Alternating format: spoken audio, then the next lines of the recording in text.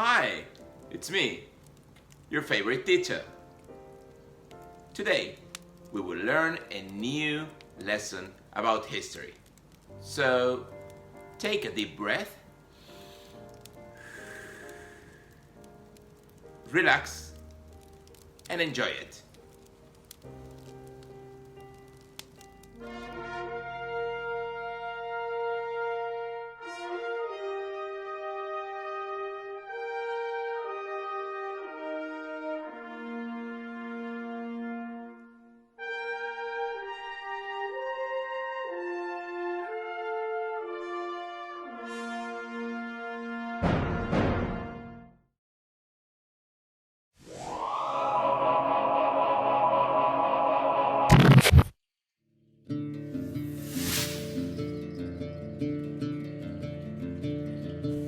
The Muslims arrived at the Iberian Peninsula in 711 because the Witiza family asked for their help in order to obtain the throne of the last Visigoth king, Don Rodrigo.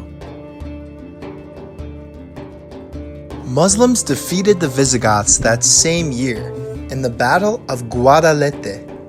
Then, it took them less than 4 years to conquer most of the Iberian territory, with the exception of a small part in the north.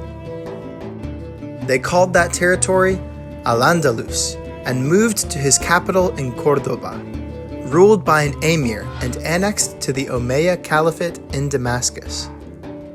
After that, in 756, Abderrahman I declared himself independent, not obeying the caliph except for his religious authority.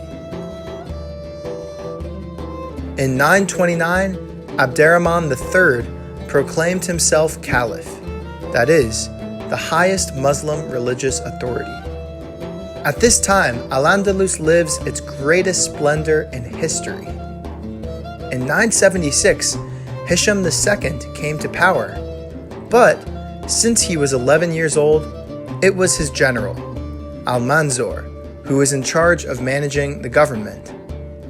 However, after Al-Manzur's death in 1002, it took just a few years to Al-Andalus to break into many pieces. It was in 1031 when the state was divided into small kingdoms called taifas. The division made it easier for the Christians, hidden first in the north, to attack and conquer Muslim territories.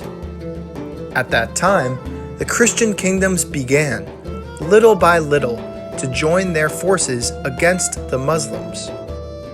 In 1085, Alfonso VI conquered Toledo.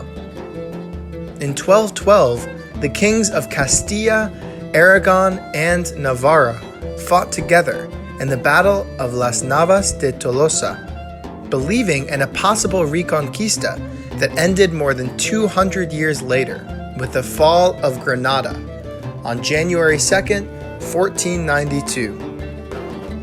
During those nearly 800 years, Muslims left us so many advances, such as advances in the agriculture and new crops like lemon, oranges, limes, melon, rice or aubergines, advances in medicine and our first hospitals, and advances in art with the mosaics, monuments like the Alhambra, and leisure, like games such as chess